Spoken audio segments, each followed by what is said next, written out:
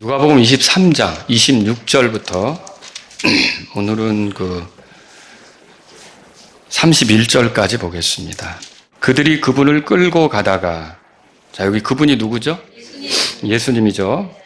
시골에서 나오는 구레네 사람 시몬을 붙잡고 그들이 그에게 십자가를 지워 그가 예수님 뒤에서 그것을 지고 가게 하더라.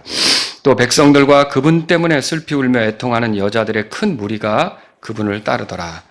그러나 예수님께서 그들에게 돌아서서 이르시되, 예루살렘의 딸들아, 나를 위해 울지 말고 너희 자신과 너희 자녀들을 위하여 울라.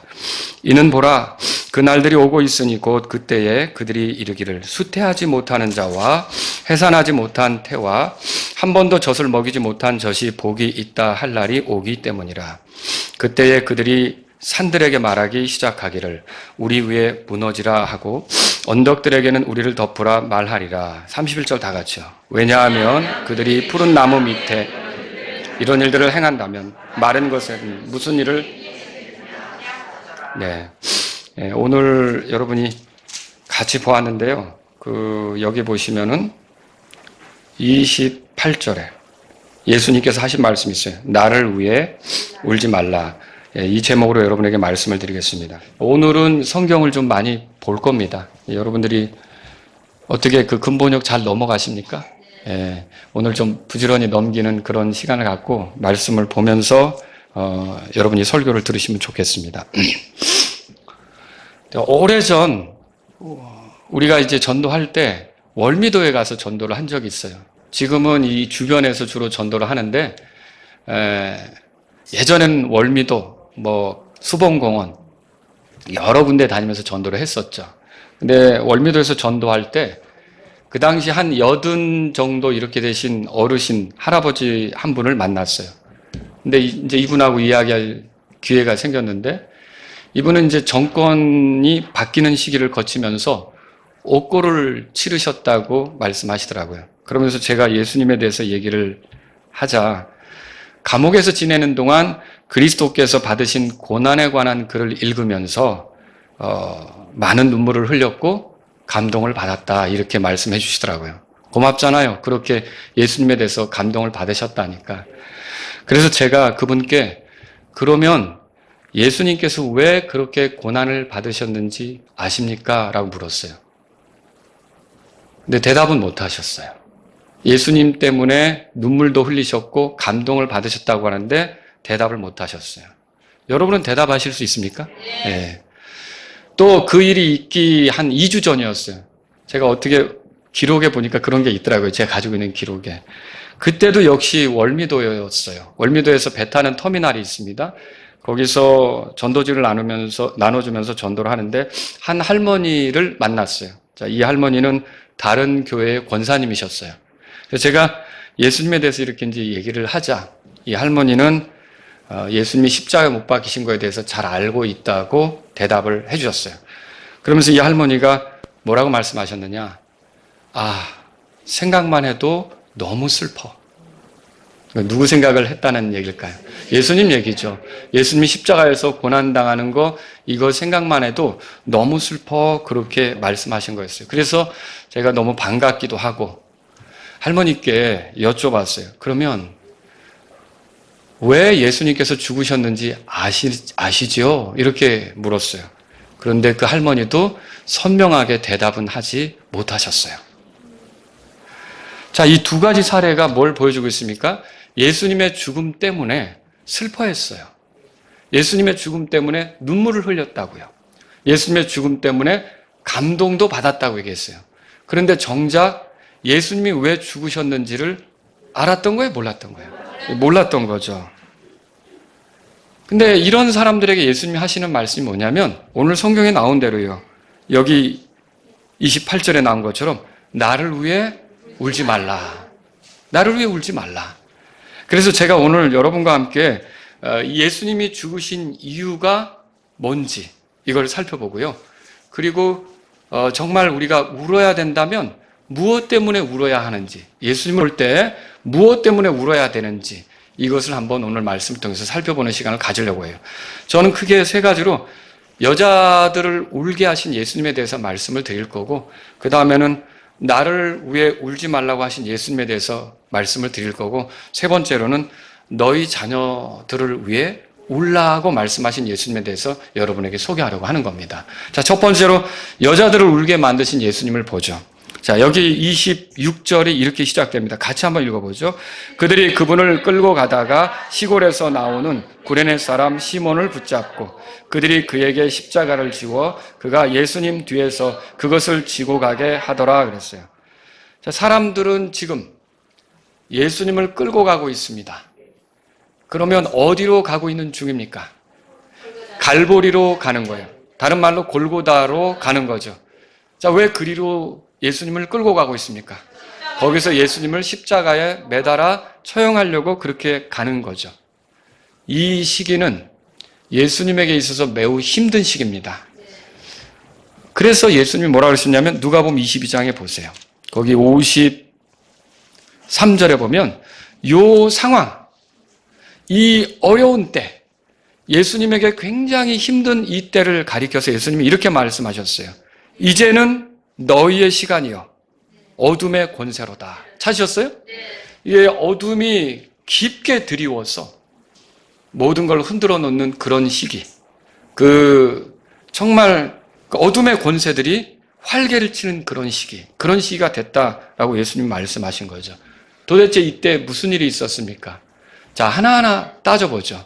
우선 첫 번째로 예수님의 제자들 중에 하나였던 가룟 유다가 예수님을 배반했습니다.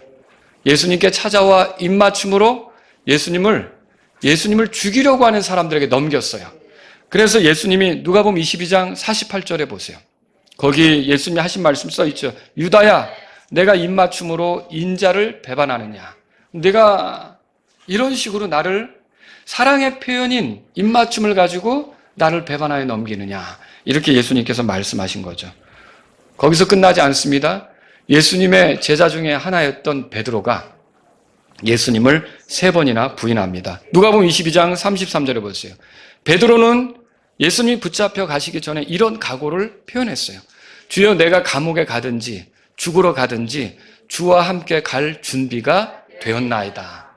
그런데 정작 예수님이 사람들에게 붙잡혔을 때 베드로는 한 번도 아니고 3번이나 예수님을 부인하게 되는, 나 그가 누군지 모른다고 매정하게 부인하는 그런 일이 있었다라고 하는 거죠.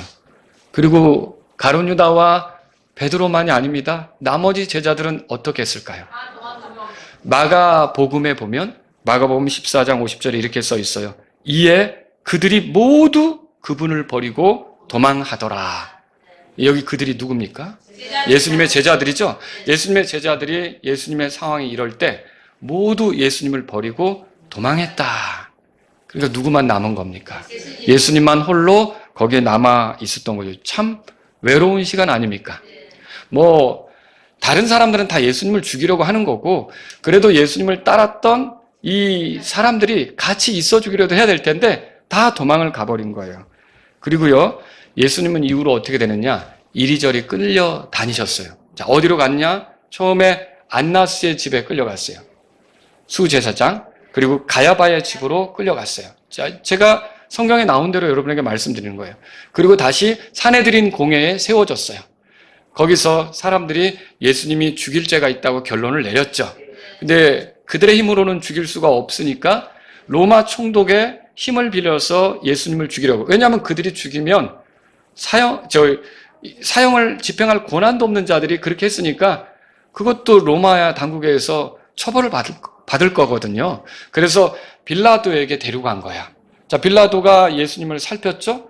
그러다 갈릴리 사람이라는 소리를 듣고 헤롯에게 보냈죠. 근데 헤롯이 너무 반가웠죠. 평상시에 예수님 만나고 싶었는데, 그런데 자기가 원하는 대로 예수님께서 대꾸도 안 하고 가만히 있자 다시 빌라도에게 보낸 거예요. 그리고 빌라도 앞에 최종적으로 서서 예수님께서 판결을 당하게 된 거죠. 그런데 예수님께서 빌라도에게 이렇게 가기까지 이 과정, 여기서 어떤 일이 벌어졌습니까? 누가복음 22장 63절, 64절을 보세요. 자, 같이 한번 읽어보죠.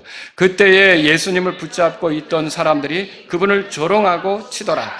또 그들이 그분의 눈을 가리고 그분의 얼굴을 그들이 때리며 물어 이르되 말해보라. 너를 때린 자가 누구냐 하더라. 예수님을 어떻게 했다고 써 있어요? 조롱했다고 써 있어요. 그 다음에 때렸다.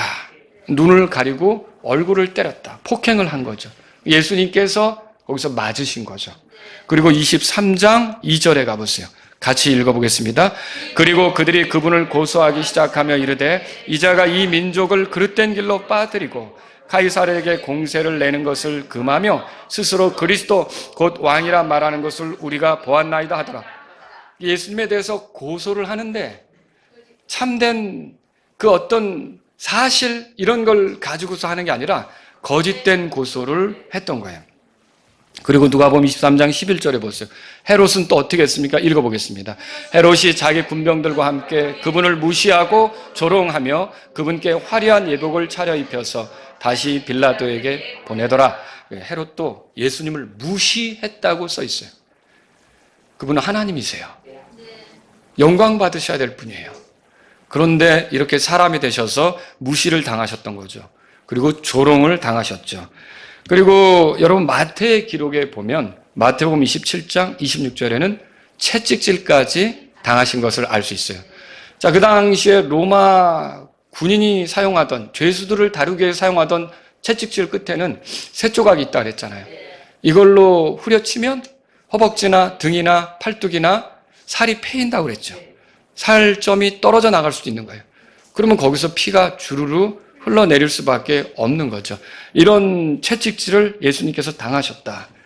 그리고요, 마태복음 27장 29절에는요, 예수님의 머리에 네가 왕이라고 하면서 조롱하는 뚜로 가시로 된 왕관을 만들어서 예수님의 머리에 씌워줬어요.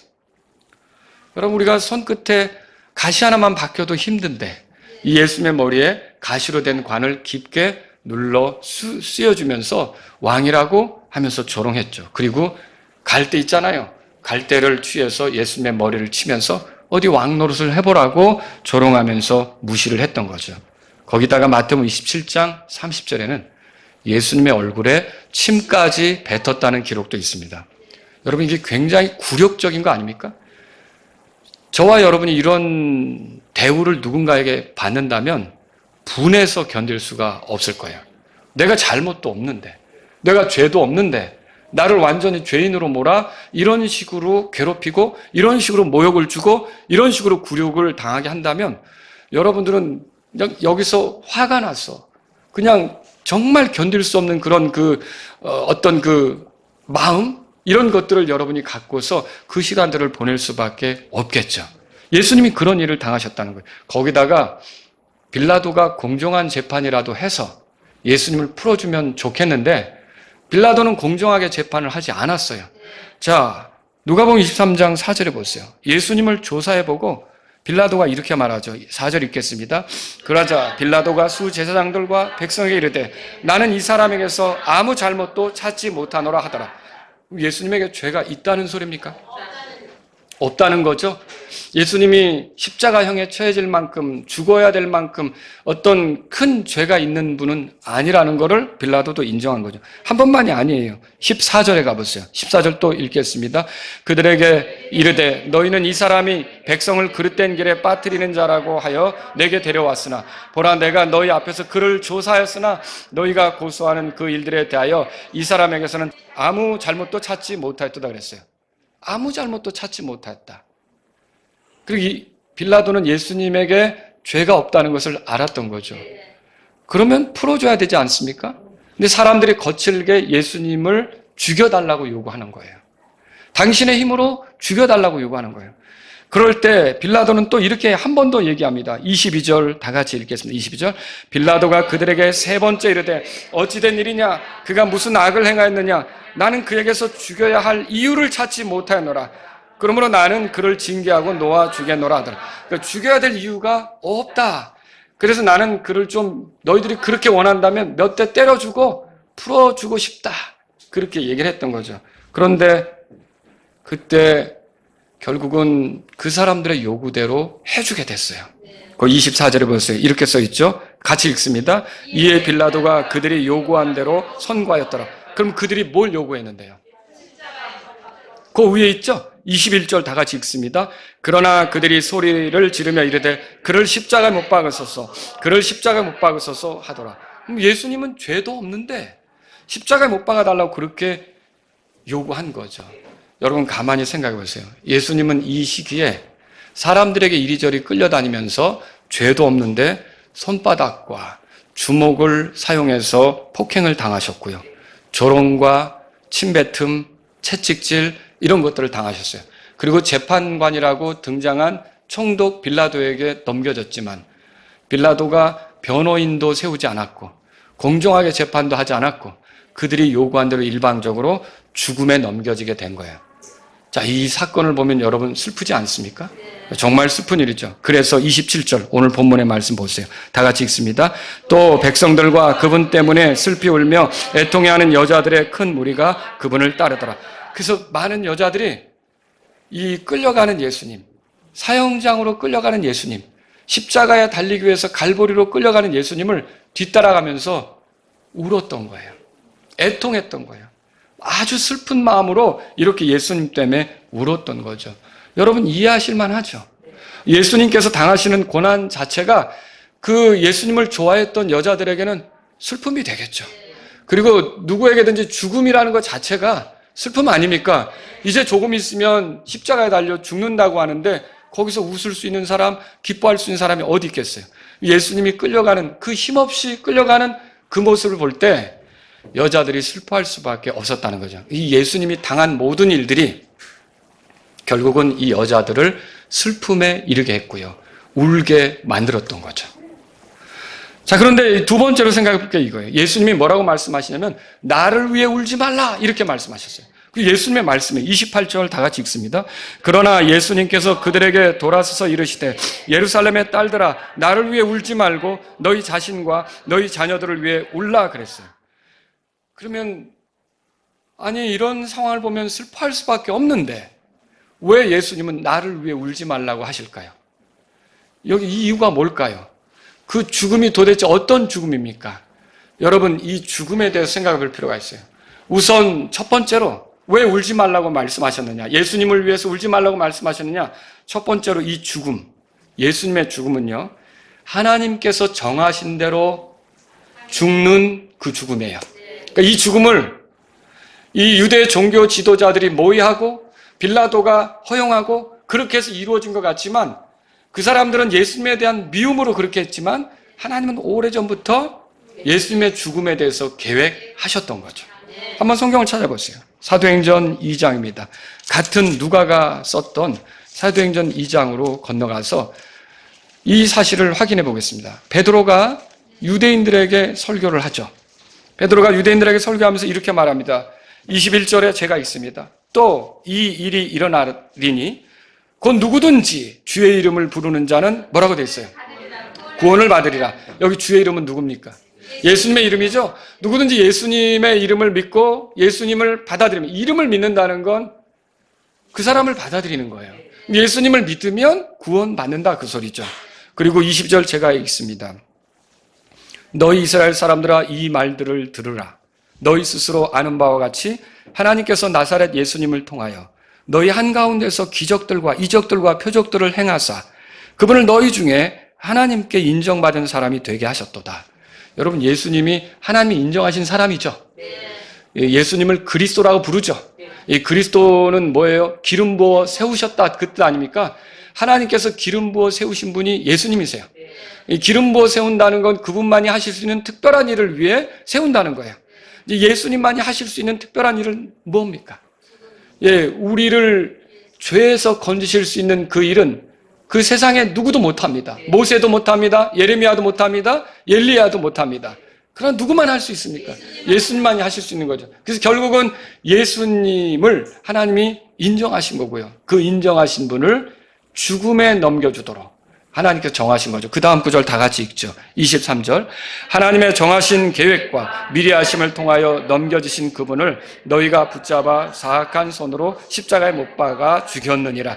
자, 하나님의 정하신 계획과 미리하심을 통하여 넘겨주셨다. 그러면 십자가에 죽도록 예수님이 이렇게 표면적으로 보이기는 빌라도가 그렇게 해서 그리고 유대 종교자들이 그렇게 극성스럽게 원해서 죽음에 넘겨진 것 같지만 이게 이면적으로 보면 누가 계획하신 거예요? 하나님께서 계획하신 거라고 성경에 써 있는 거죠. 그래서 이 죽음에 대해서 마냥 슬퍼하지 말아야 될 이유는 이게 하나님의 계획이고 이 예수님의 죽음은 하나님의 계획의 성취다. 그렇게 볼 수 있는 거죠. 그리고 두 번째는 뭡니까?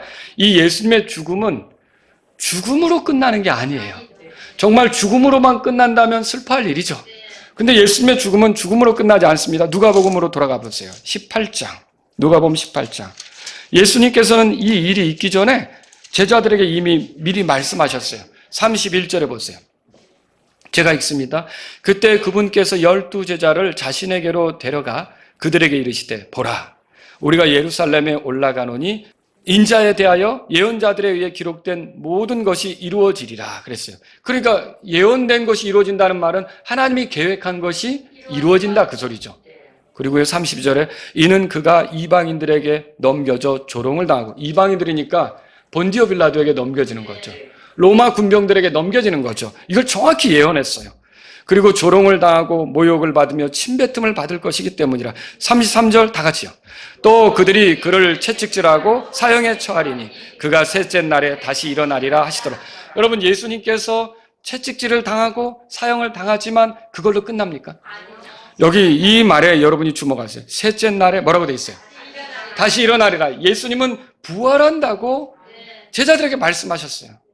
그러니까 죽음이 끝이라면 절망적이죠. 근데 죽음이 끝이 아니라 죽음을 이기고 일어날 거라는 거죠. 그러니까 슬퍼할 일이 아니라는 거예요. 여러분, 마귀와 그에게 영향을 받았던 사람들에게 예수님은 상당히 불편한 존재였습니다.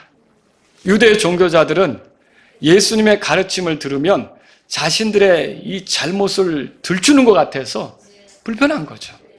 그리고요, 마귀는 어떻습니까? 자기가 온 땅의 통치자로서 아담을 쓰러뜨린 이후 모든 사람을 원하기만 한다면 얼마든지 쓰러뜨릴 수가 있는 거예요. 유혹만 하면 사람들이 넘어지고 자빠지고 죄를 짓고 이렇게 만들 수가 있는 거죠. 마귀는 그런 능력을 갖고 세상의 통치자로서 활동을 하고 있는데 눈에 가시 같은 존재가 하나 등장했어요. 자기가 쓰러뜨리려고 해도 쓰러지지 않고, 자기가 유혹을 해도 넘어지지 않고, 자기가 죄를 짓게 하려고 해도 도통 죄를 짓지 않는 단 한 사람이 등장한 거예요. 누굽니까? 예수님이시죠. 그게 이 마귀에게는 눈에 가시. 그런데 그것만이 아니에요. 이 예수님께서 돌아다니면서 자기가 어떤 사람 안에 심어놓은 마귀들 있죠. 그들을 내쫓는 거예요. 마귀들이 사람을 흔들지 못하게 만드는 거죠. 여기서 사탄은 생각할 때 어떤 생각을 하겠습니까? 자기의 이 영향력을 건드리는, 위축을 시키는 그런 사람이 돌아다니는 게 눈에 가시죠. 그렇죠? 더군다나 사람들에게 가르치면서 하나님께로 향하도록, 그리고 죄를 멀리하도록 이렇게 가르친단 말이죠. 그럼 이 마귀 사탄으로서는 이게 몹시 불쾌한 일 아닙니까? 근데 도통 예수님이 쓰러질 기미가 보이지 않으니까 아예 세상에서 제거해버리자. 이게 마귀의 어리석음이죠. 그래서 예수님을 제거하기 위해서 사람들을 선동하기 시작한 거예요. 가룟 유다의 생각을 바꾼 거죠. 그리고 제사장들, 그리고 또 백성의 서기관들, 종교 지도자들을 그 선동해서 예수님을 죽음으로 몰게 한 거죠. 그런데 이게 마귀가 굉장히 잘했다고 생각했는지는 모르겠지만 결정적으로 모든 상황을 더 뒤집어 버린 거죠. 어떻게 해서 그렇게 됐습니까? 예수님은 죽음으로 끝나지 않고 부활하셨어요. 근데 이 부활한 몸은 죄에 영향 받습니까? 죄의 유혹을 받습니까? 죄를 짓게 할 수 있습니까? 더 쓰러뜨릴 수 없게 됐고요. 이제 더군다나 그 예수님을 믿는 사람들도 예수님처럼 될 거예요. 그러니까 마귀가 이제는 절대로 손을 쓸 수 없는 존재들이 더 생겨나게 된 거예요. 예수님을 믿으면서 구원받아서 이렇게 거룩하게 사는 사람들이 생긴 거죠. 그러니까 마귀는 굉장히 이게 이제 끙끙거릴 수밖에 없는 상황이 된 거죠. 십자가로 예수님이 승리하신 거예요. 예수님이 십자가로 마귀를 사로잡으신 거죠. 이제 마귀는 꼼짝 못하는 그런, 물론 게릴라처럼 예수님 믿는 사람들을 지금도 흔들려고는 애를 쓰고 있지만 이게 영원히 가는 건 아닙니다. 저와 여러분들은 마귀가 절대 넘볼 수 없는 그런 위치에 있게 되는 걸 믿으시기 바랍니다. 그러니까 예수님의 십자가 사건은 마냥 슬퍼할 만한 일은 아닌 거예요. 우리에게 소망이 되는 일이에요. 저와 여러분들이 이 일을 통해서 예수님처럼 살 수 있는 기회가 생겼으니까 얼마나 복된 일입니까?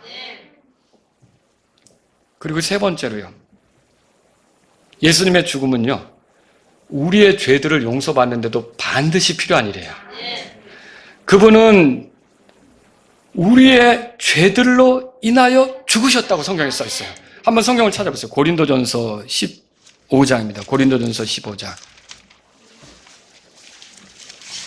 고린도전서 15장.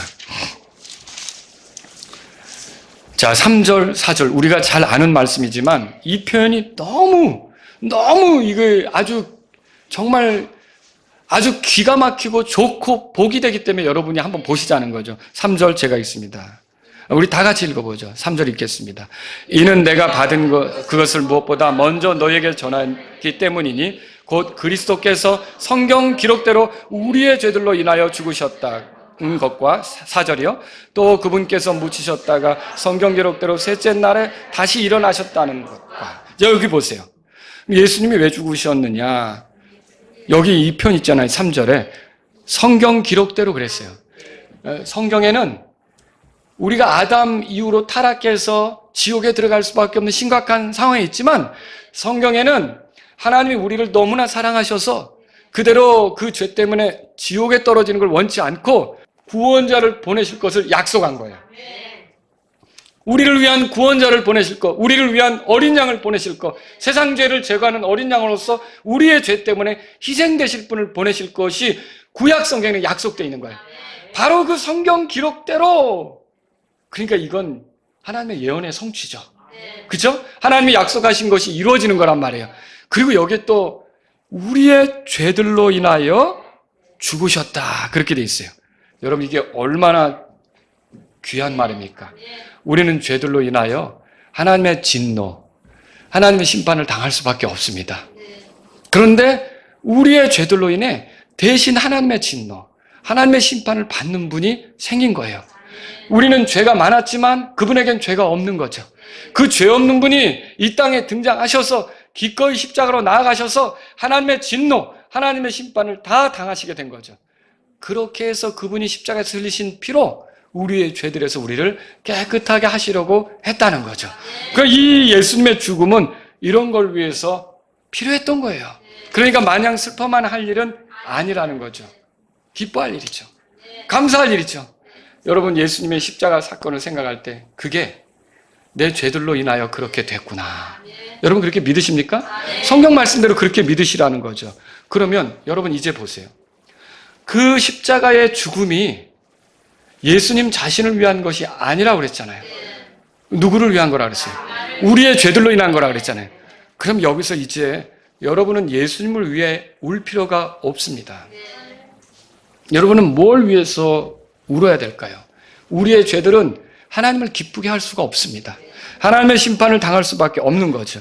근데 우리의 죄들로 인하여 예수님이 굴욕을 당하시고, 우리의 죄들로 인하여 예수님이 폭력을 당하시고, 우리의 죄들로 인하여 예수님이 침뱉음을 당하시고, 우리의 죄들로 인하여 예수님이 무시를 당하시고, 우리의 죄들로 인하여 예수님이 채찍질을 당하시고, 우리의 죄들로 인하여 머리에 과시관을 쓰시고, 우리의 죄들로 인하여 끌려가서 십자가에 못 박혀 죽임을 당하셨다면 대답해 보세요. 결국 예수님을 죽음에 넘긴 건 뭡니까?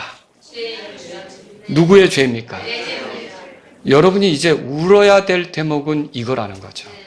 너희 자신을 위하여 울라고 한 말은 예수님이 이렇게 엄청난 일을 해주신 거, 우리에 대한 하나님의 사랑을 표현하신 거, 이거 정말 귀한 일이잖아요. 그런데 이제 이게 문제가 아니라 바로 예수님을 그런 끔찍한 죽음에 이르게 했던 내 죄들이 얼마나 끔찍한 건가.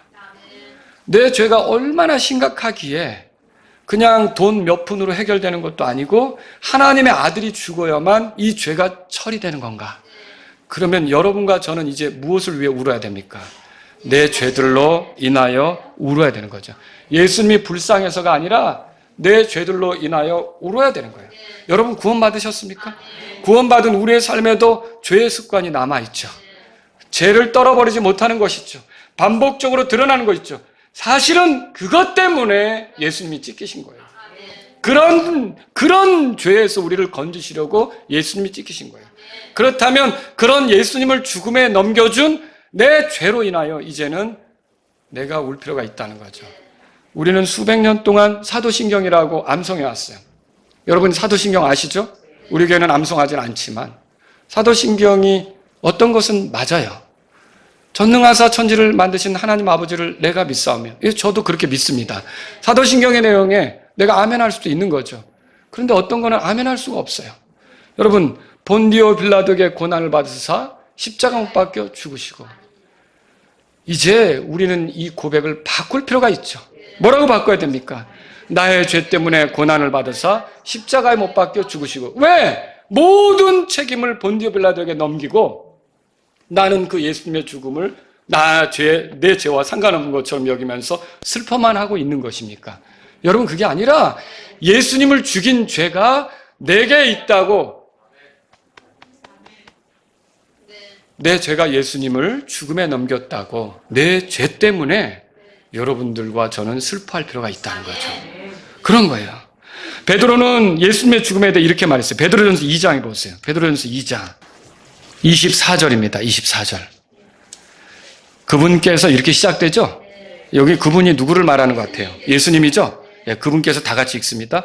그분께서 친히 나무에 달려 자신의 몸에 우리의 죄들을 지셨으니 이것은 우리의 죄들에 대하여 의에 대하여 살게 하려 하심이라. 그분께서 채찍에 맞음으로 너희가 고침을 받았느냐. 우리가 죄들에 대하여 죽고 죄와 상관없이 되고 의에 대하여 살게 되게 하려고 그렇게 했다고 그랬는데, 앞에 보면 이게 중요합니다. 나무에 달려. 나무는 뭘 얘기하는 거예요? 십자가죠? 십자가에 달렸어요. 근데 왜 달렸어요? 자신의 몸에, 예수님이 거기에 몸으로 처형되잖아요. 근데 거기에 우리의 죄들을 지셨으니, 그러니까 뭐예요? 예수님이 십자가에 달리실 때 그 죽임 당하시는 그 순간 내 죄들을 다 가져가시고, 원래는 내가 하나님의 진노를 당해야 되고 내가 하나님의 심판을 당해야 되지만 예수님께서 거기서 내 죄 때문에 대신 예수님이 거기서 죽임 당하는 일, 그게 있었다라고 하는 거죠. 여러분 패션 오브 크라이스트라는 영화 보셨습니까? 영화 보신 분들 한번 손 들어. 패션 오브 크라이스트. 예, 고맙습니다. 손 내리십시오. 이 영화를 보면서 우리가 눈시울을 적실 수가 있습니다. 왜냐하면 예수님이 고난당한 거, 찢김당하신 것을 아주 표현하려고 되게 애를 썼거든요. 그 배우가 아주 열심히 그렇게 해서 예수님이 찢김당하시고 고난당한 거를 보여주려고 애를 썼어요. 그래서 예수님이 고난당한 것을 보면서, 그 영상을 보면서 동정심을 느끼며 예수님에게 불쌍한 마음을 가지며 참 안 됐다라는 생각을 가지며 왜 저렇게 되는가, 우리가 눈물을 흘릴 수가 있다는 거죠. 그러나 그렇게 눈물을 흘리면서 바로 예수님을 그렇게 고통스럽게 한 게 내 죄라는 것을 알지 못하면, 여러분 그 눈물은 예수님이 그러는 거예요. 울지 마라. 나를 위해 울지 마라. 너희 자신을 위해 울라. 그렇게 말씀하시는 그 말을 들어야 할 수밖에 없는 위치에 있게 된다는 거죠. 성경 기록은 우리 죄 때문에 예수님이 죽으셨다고 말하고 있어요. 여러분 우리에게는 예수님을 죽인 죄가 없습니까? 저는 어느 날 예수님의 죽음이 저와 상관이 있다는 것을 보게 되었습니다. 그리고 저에게 그분을 죽음에 이르게 한 죄가 있다는 것을 보게 되었습니다. 그게 저의 슬픔이 되었습니다. 그리고 저의 죄 때문에 예수님께서 고난당하셨고 십자가에서 죽으셨다는 것을 보게 되었습니다. 그때 저의 죄에 대한 심판을 하나님께서 예수님에게 집행하고 있다는 것도 보게 되었습니다. 그래서 십자가에서 죽임당하신 예수님께 나의 구원자라고, 예수님이 나의 죄 때문에 그 고통을 당한다고 예수님께서 감사를 표현하면서 내가 예수님을 죽인 죄가 있다고 이렇게 예수님께 자백했을 때 하나님께서는 놀랍게도 저에게 용서를 주셨고, 그리고 예수님이 십자가에서 고난당하신 걸로, 심판받은 걸로 내 죄에 대해서 당할 심판은 끝났다고 알려주셨습니다. 여러분도 그러하십니까? 이게 놀라운 은혜라는 거죠. 누구든지 자기가 얼마나 심각한 죄인인지를 알지 못하면 구원받을 수 없습니다. 그리고 누구든지 예수님이 내 죄 때문에 고난당하셨다는 것을 알지 못하면 구원받을 수가 없단 말이죠. 그러나 그 죽임당하심이 내 죄 때문이다. 내가 예수님을 죽였다. 내 죄가 예수님을 십자가에서 희생시켰다. 이렇게 믿는 사람은 그 사람의 죄에 대해서 예수님이 진노를 당하셨기 때문에, 하나님의 심판을 당하셨기 때문에 이미 하나님이 나의 죄에 대한 심판을 예수님에게 집행했는데 나에게 또 집행할 필요가 없게 되는 거죠. 어떤 사람이 벌금을 갚을 능력이 안 됐을 때 누군가 대신 벌금을 갚아줬는데 내가 또 그 벌금을 갚을 필요가 있습니까? 없죠. 죄는 내가 졌는데 예수님이 대신 내 죄에 대한 심판을 하나님 앞에서 받으셨다면 여러분, 나는 하나님의 심판을 당할 필요가 없는 거예요. 그래서 내가 예수님의 공로로만 구원받는 거예요. 예수님의 공로로 나는 이제 죽으면 죄 때문에 지옥에 떨어지는 게 아니라 모든 죄들을 용서받은 자로서 이제는 죄가 없어서가 아니라 예수님이 내 죄를 짊어지시고 십자가에서 죽으셨기 때문에 나는 용서받은 자로 하늘나라 가게 된다는 거죠. 이게 구원받는 거 아닙니까? 이게 예수님을 믿는 거죠. 여러분, 이제 세 번째 얘기를 드리고 싶어요. 너희 자녀들을 위하여 울라, 예수님 말씀하셨어요. 자, 예수님은 예루살렘의 딸들을 향해 너희 자녀들을 위해 울라 그렇게 말씀하셨는데, 공교롭게도 이 유대의 종교 지도자들이 본디오 빌라도에게 예수님을 죽여달라고 요청하면서 말한 게 있어요. 야, 이게 이 무지한 사람을 이렇게 죽이면 되겠느냐? 그랬는데 이 사람들이 말한 게 뭐냐면 마태복음 27장 25절에 이렇게 써 있어요. 그의 피가 우리와 우리 자손에게로 돌아오리이다. 무슨 뜻이에요? 이 예수님이 피 흘린 것이 정말 잘못된 거라면 그 잘못된 책임을 우리와 우리 자녀들에게 돌리세요. 여러분, 이건 정말 끔찍한 얘기입니다. 끔찍한 얘기예요. 그래서 예수님이 말씀하신 거예요. 그들이 그렇게 요구했기 때문에 그들의 후대에 얼마나 끔찍한 일이 일어날 거를 이제는 그들이 원한 거 아닙니까? 그래서 그들에게 그 끔찍한 일이 주어질 거기 때문에 너희와 너희 자녀들을 위해 울라는 말을 하시게 된 거죠. 자, 그래서 오늘 누가복음 보세요. 23장의 29절부터 제가 읽습니다. 이는 보라, 그 날들이 오고 있으니 곧 그때에 그들이 이르기를 수태하지 못하는 자와 해산하지 못한 태와 한 번도 젖을 먹이지 못한 젖이 복이 있다 할 날이 오기 때문이라. 그때 그들이 산들에게 말하기 시작하기를 우리 위에 무너지라 하고 언덕들에게는 우리를 덮으라 말하리라. 31절 다 같이요. 왜냐하면 그들이 푸른 나무에 이런 일들을 행한다면 마른 것에는 무슨 일이 행해지겠느냐 하시더라. 여러분, 여기 보세요. 29절에 우리는 지금 달라요. 우리 대한민국은 아기 낳지 않잖아요. 여기 출산율이 굉장히 떨어져서 우리나라의 장래에 대해서 걱정하는 분들이 많아요. 아기 낳지 않고도 살 수 있지 뭐. 우리 사회는 이제 그렇게 생각하고 있고요. 그리고 뭐 여러 가지 환경 문제로 오늘날은 아기가 쉽게 들어서지 않는 경우도 있을 수 있고요. 그런데 유대 사회에서는 어땠느냐? 이거예요. 수태하지 못하는 자, 부끄럽게 여겨졌어요. 그래서 한나가 그렇게 애를 낳고 싶었던 거예요. 그 다음에 여기 해산하지 못한 태, 이것도 존중받지 못했어요. 무시당했단 말이죠. 그리고 젖을 먹이지 못한 젖, 이런 경우도 그냥 어떻게 전혀 존중받지 못하고 그 유대 사회에서는 여자로서 무시를 당했던 거죠. 그런데 보세요. 이런 자들에게 복이 있다고 돼 있어요. 그럼 무슨 말일까요?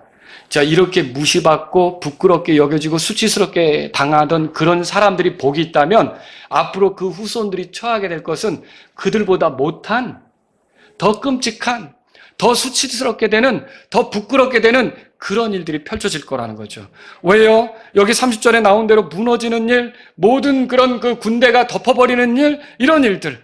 그리고요, 어떤 푸른 나무에서 이런 일들을 행한다면 마른 것에서는 무슨 일이 행해지겠느냐. 그런데 정말 이렇게 비짝 마른 것 같은 끔찍한 상황에서도 조금의 긍휼을 보이지 않고 더 엄청난 무서운 일들이 이 후손들에게 진행될 건데, 그걸 예수님이 말씀하신 거죠. 여러분, 그러면 어떤 일이 있었는데요? 역사적으로 보면 AD 70년에 로마 제국과 유대인들이 전쟁을 했어요. 그래서 성전이 무너졌죠. 그 전쟁이 얼마나 심했는지 그 기근 중에 그 역사적인 기록을 보면 사람들이 어떻게 했냐. 먹을 것이 없어서 자기의 자녀를 구워 먹은 그런 기록도 나온다는 거죠. 이게 아주 끔찍한 일이라는 거죠. 그리고요, AD 135년에 유대와 로마가 또 전쟁을 했어요. 근데 이때는 어떻게 했느냐? 유대 땅을 떠나 뿔뿔이 흩어지게 된 거예요. 그리고요, 더 이상 예루살렘에 거주하는 것이 허락되지 않았어요. 그러니까 여러분이 저 중동을 이해해야 돼요. 지금 전쟁 벌어졌잖아요. 원래는 유대가 장악했던 거예요. 블레셋 사람들은 힘을 잃었고요. 그리고 이스라엘이 장악해서 살았던 거죠. 근데 AD 135년 전쟁이 일어나면서 어떻게 됐냐면 로마 제국이 예루살렘의 유대인들을 거주하지 못하도록 다 쫓아냈어요. 그리고 유대 땅에도 거주하지 못하도록 쫓아냈어요. 그리고 그때까지는 유대인들의 땅이었는데 그 이후로부터 AD 135년 이후로부터 황제가 명을 내려서 팔레스타인이라고 불러라. 그래서 팔레스타인이 된 거예요. 그러니까 지금 서로 싸우는 거죠. 팔레스타인 사람들은 우리가 2000년 동안 잘 살아왔는데 왜 이제 비집고 들어와서 너희 여기서 살라고 그래 그러는 거고, 이스라엘은 아니야, 우리가 하나님께 잘못해서 원래 쫓겨났지만 원래 우리 땅이야. 이해하시겠죠? 그러니까 지금 그 영국의 식민지로 있다가 영국이 시오니즘에 의해서 결국은 이 이스라엘을 독립시키는 바람에 이스라엘 국가가 회복되면서 이렇게 된 거 아닙니까? 그럼 지난 2000년 동안 이스라엘은 나라가 있었어요, 없었어요? 없었던 거죠. 135년에 뿔뿔이 흩어진 뒤로 1948년에 독립할 때까지 나라가 없었던 거죠. 이것도 특이해요. 어떤 나라든지 한 100년, 200년 지나가면 사라질 것 같아요. 망해서. 국권을 잃어가지고 그 어디 흡수되면 민족이 없어질 것 같다고요. 그런데 약 1800년 이렇게 지나도록, 1900년 이렇게 지나도록 없어질 것 같던 나라가 나라 세운다니까 어떻게 해요? 다 몰려들어서 이렇게 세워진 거예요. 이게 작은 일이라고 생각되십니까? 하나님께서는 마지막 때 이스라엘 사람들을 유대 땅으로 모으실 거 아닙니까? 예루살렘에 성전을 세우실 거 아닙니까? 그리고 그리스도가 다시 올 거 아닙니까? 이게 성경 기록대로 이루어지고 있죠. 여러분 곧 예수님이 오실 걸 믿으십니까? 그런데 이런 정말 사람의 힘으로는 생각할 수도 없는 일이 역사 속에 이루어지는 거예요. 그리고 보세요. 중동에 이 이스라엘이 들어서니까 주변의 나라들이 얼마나 못마땅했어요. 저게 갑자기 끼어들어가지고 우리 다 이슬람판인데 야훼 하나님을 섬기네? 그래서 몰아내려고 쓸어내려고 얼마나 애를 썼던 거예요. 그런데 전쟁이 일어날 때마다 이스라엘이 계속 지키고 승리하고, 왜 이래요? 결국 하나님께서 예루살렘에 성전이 세워지게 약속대로, 예언대로 하셔야 되지 않습니까? 그 일들이 진행되고 있다는 거죠. 근데 보세요. 지금은 이렇게 됐지만 지난 2000년 세월 동안 이스라엘은 어떻게 됐어요? 자기 나라 없었죠. 이리저리 뿔뿔이 흩어다니면서, 특히 2차 대전 같은 때는 어때요? 유대인들이 600만이나 넘게 아우슈비츠 수용소에서 학살당하고, 이 독일의 히틀러 같은 사람은 유대인을 못 죽여서 막 유대인을 더 죽이고 싶어서 이렇게 했던 거 아닙니까? 그래서 이리저리 다니면서 괄시받고 천대받고, 특히 유럽에 흑사병이 돌았을 때 있어요. 중세시대에. 그때 유대인들은 또 흑사병으로부터 되게 안전했어요. 많은 그 유럽인들이 죽어갈 때 유대인들이 안 되면서, 근데 그 원인을 레위기에서 찾아요. 유대인들은 씻을 때, 불결함에서 씻을 때 흐르는 물에서 씻어요. 근데 유럽 사람들은 통에 들어가서 아니면 고인 물에서 이제 씻는 거죠. 근데 이 흐르는 물에서 씻었던, 어떻게 보면 유대인들은 흑사병과 좀 거리가 멀었던 거죠. 그래서 사람들은 이상하게 생각한 거예요. 그래서 유대인들을 더 괴롭히고 더 죽이려고 했고, 이런 일들이 유럽 역사 속에 있었던 거죠. 그러니까 이런 일들이 있어야 된다면 예수님을 위해서 우는 게 아니라 유대인 자녀들, 후손들을 위해서 울어야 된다고 말하는 거죠. 그러면 대답해 보세요. 자, 왜 유대인 후손들은 이런 위치에 있었습니까? 왜 이렇게 죽임당하고 괴롭힘당하고 쫓겨다니고 나라를 잃어버리고 도망다니고 이런 세월을 보내야 되느냐는 거죠. 예수님은요, 하나님의 사랑의 표현입니다. 죄인들을 향해 손 내미시는 하나님의 사랑의 표현입니다. 비록 죄 가운데 있었지만 하나님께서 그래도 불쌍히 여기시면서 구원의 기회를 준다는 표시가 십자가죠. 그 십자가에서 예수님이 죽임당한 사실을 알고 예수님을 받아들이면 되는데, 유대인들은 어떻게 했냐면 예수님을 거절한 거죠. 예수님을 죽음에 내몬 것도 회개하지 않고 부끄러워하지 않고 고집스럽게 그렇게 해서 그 예루살렘 성전이 무너질 때까지 그 종교 체제를 가져간 거예요. 여러분, 예수님이 십자가에서 죽임당했고 우리의 죄를 처리했으면 율법 제사는 소용없어요. 그런 거 아닙니까? 그건 모형이었죠. 근데도 하나님이 강제로 무너뜨리기까지 민족적으로 그 제사를 고집하면서 70년, AD 70년까지 희생제사를 드린 거예요. 그건 예수님을 믿는 거예요, 안 믿는 거예요? 민족적으로 안 믿는 거예요. 믿으면 이건 모형이었다라고 쳐버려야죠. 하나님께서 휘장도 찢으셨잖아요. 성전 휘장도 찢으시고 더 필요 없는 것으로 보여주셨는데도 계속 짐승을 태우면서 그걸로 죄가 해결된다고 생각하고, 아니요, 죄는 예수님을 통해 해결되잖아요. 그런데도 그렇게 민족적으로 하니까 결국은, 그래서 예수님이 너희 자녀들을 위해 울라, 그렇게 말씀하신 거죠. 여러분, 오늘날 우리는 우리 자녀들을 위해 울고 있습니까? 하나님은 온 세상 사람들을 사랑하셨어요. 하나님이 세상을 이처럼 사랑하사 자신의 독생자를 주셨으니 이는 누구든지 그를 믿는 자마다 멸망하지 않고 영존하는 생명을 얻게 하려 하심이라. 하나님이 십자가로 예수님을 통해 자신의 사랑을 밝히 보여주셨어요. 로마서 5장 8절에 그렇게 써 있잖아요. 그런데도 이런 사랑에 대해서 거부하고 예수님을 받아들이지 않는 거는요, 뭐와 같으냐? 예수님을 조롱하는 것과 같아요. 왜 그렇죠? 그게 왜 거기서 십자가에서 죽으신 거예요? 그게 누구 때문이라 했어요? 나의 죄 때문이라 했죠. 근데 나는 나의 죄 때문이라고 인정하지 않아요. 그럼 뭐예요? 예수님은 괜히 죽으셨네요. 힘없으시니까. 쓸데없이 죽으신 거네요. 예수님이 하신 일을 조롱하고 무시하는 것과 같다는 거죠. 예수님이 하신 일을 조롱하고 무시하는 사람들은 하나님이 하신 일을 존중하지 않는 거기 때문에 심판받을 수밖에 없다는 것이죠. 여러분, 그래서 우리 자녀들 중에 믿지 않는 자가 있다면 울어야 합니다. 우리 가족 중에 믿지 않는 자가 있다면 울어야 합니다. 우리 친구들 중에 믿지 않는 자가 있다면 울어야 합니다. 왜요? 그들이 그 상태로 살다가는 하나님의 사랑을 외면하고 그렇게 가다가는 멸망할 거기 때문에 그렇죠. 요한계시록 21장에 가보세요. 요한계시록 21장. 흰 왕자 심판이 있고 그 뒤에 새하늘과 새 땅이 열리죠. 새하늘과 새 땅이 열립니다. 21장에 보시면 1절에 또 내가 새하늘과 새 땅을 보았는데 이는 처음 하늘과 처음 땅이 사라지고 바다도 다시는 있지 아니하였기 때문이더라. 이 새하늘과 새 땅이 열리죠. 근데 이때 어떤 일이 벌어지느냐? 4절 다 같이 읽겠습니다.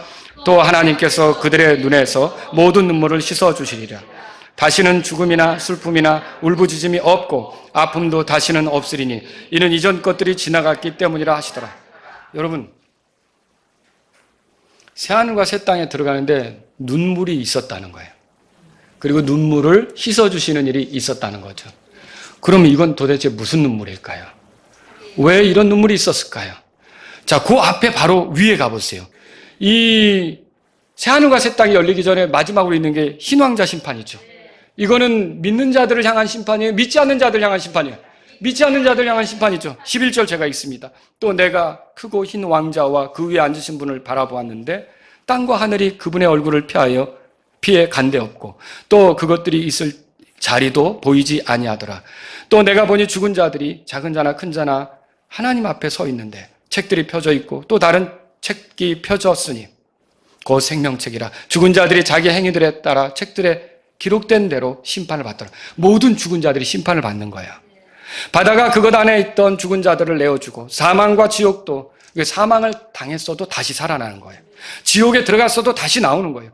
지옥도 그것들 안에 있던 죽은 자들을 내어주니 그들이 흰왕자 심판대 앞에 서는 거예요. 그들 각 사람이 자기 뭐라고 돼 있어요? 행위들에 따라 심판을 받더라. 그리고 사망과 지옥도 어디에 던져져요? 브로스에 던져지죠. 최종적으로 이것이 둘째 사망이라. 15절 다 같이요. 누구든지 생명책에 기록된 것으로 발견되지 않은 자는 브로스에 던져지더라. 자, 여러분은 여기에 심판받기 위해 끌려 나옵니까? 아니죠. 진짜 확실해요? 아니. 그런데 예수님이 심판자 아니십니까? 그러면 우리는 어떨까요? 예수님 곁에서 같이 이 심판을 지켜보겠죠. 그런데 수없이 많은 사람들이 이렇게 오게 될 거라는 거죠. 근데 그때 어떤 일이 있을까요? 여러분이 살았을 때, 이 세상을 보냈을 때 아들이었던 자가 나올 거예요. 딸이었던 자가 나올 거예요. 아버지였던 분이 나올 거예요. 어머니였던 분이 나올 거예요.